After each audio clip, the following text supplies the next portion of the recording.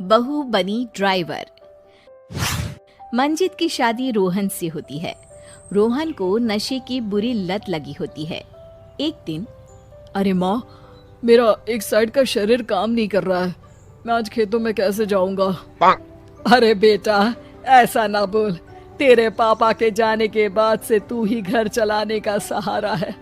मैं डॉक्टर को बुला लाती हूँ। देखिए बहन जी, रोहन के शरीर के एक साइड में लकवा है। अब वो कभी ट्रैक्टर नहीं चला पाएगा। घर में मनहूसियत का माहौल हो जाता है। लीजिए माँ जी, रोटी खा लीजिए। अरे बेटा, मुझे तो भविष्य की चिंता हो रही है। मेरा एक ही बेटा है और वो भी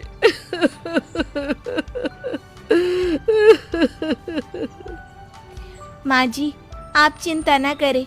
जब तक ये बीमार है मैं खेत जाकर काम कर लिया करूंगी। वैसे भी नशे के कारण इनका शरीर काफी कमजोर हो गया है। अगले दिन मंजीत खेत में जाकर काम कर शाम को घर लौटती है। ये ले बेटा, पानी पी ले। कैसा रहा काम का पहला दिन? माँ जी, काम तो ठीक है, लेकिन मैं अगर ट्रैक्टर चलाना सीख लूँ ना तो काम और भी आसान हो जाएगा। अरे बेटा, दुनिया क्या कहेगी कि औरत होकर ट्रैक्टर चला रही है। माँ जी, या तो हम दुनिया देख ले या अपना घर, कोई बात नहीं। जब ये ठीक हो जाएंगे तो सब ठीक हो जाएगा। अरे बहू, जरा बाहर तो आना। जी माँ जी। बहू, तेरे मामा जी आए हैं, तूने बुलाया था ना? हाँ माँ जी, वो मामा जी ना आज से मुझे ट्रैक्टर चलाना सीखा। मंजित मामा से ट्रैक्टर चलाना सीखती है। वो मन लगाकर खेतों में काम करती है। और एक दिन, माँ जी, पता है इस बार पूरे गांव में सबसे ज्यादा फसल का उत्पादन हमारे खेतों में हुआ है। इस साल तो खूब पैसे आएंगे। हाँ। सास खुश नहीं होती है। वो चुपचाप वहाँ से जाने लगती है। तभी मंजित उसे रोक लेती है। क्या हुआ माँ जी, आपको खुशी नहीं हुई? बेटा, आज डॉक्टर साहब बोल रहे थे कि रोहन के ठीक होने के लिए 5 लाख रुपए की जरूरत है। समझ नहीं आ रहा क्या करूं। मंजित शांत हो जाती है। अगले दिन सास मंजित के पास आती है। बेटा, ये मेरे गहने हैं। इसे अपने गहनों के साथ जोड़कर सुनार को दे आ। जितने पैसे हो ले आ। डॉक्टर को आज ही देने हैं। मंजित अपने गहने और सास के गहनों को लेकर दुकान में बेचकर पैसे लेकर घर आ जाती है। माँ जी, सिर्फ 3 लाख रुपए का ही इंतजाम हो पाया है। बाकी के पैसे कैसे आएंगे? बेटा, अब तो एक ही चारा है, हमें जमीन भी बेचनी पड़ेगी।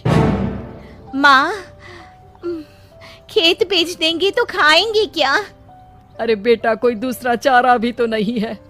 रोहन ठीक हो जाए तो वो मेहनत करके इससे भी बड़ी जमीन ले लेगा। सास बहू मिलकर खेत भी बेच देते हैं। अब पूरे पैसे लेकर सास डॉक्टर के पास जाती है। डॉक्टर साहब, ये लीजिए सारे पैसे। बस किसी तरह मेरे बेटे को ठीक कर दीजिए।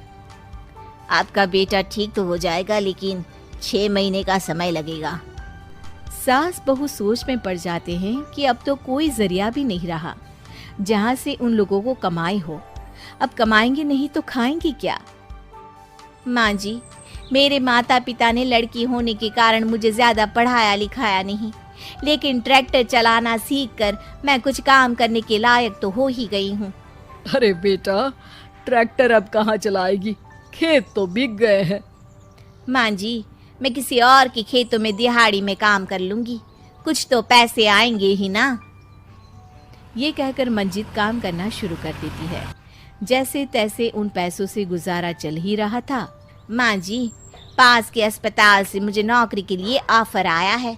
पैसे भी ये 4 गुना ज्यादा मिलेंगे और अब खाने पीने दवाई के साथ हम कुछ पैसे भविष्य के लिए भी जोड़ पाएंगे।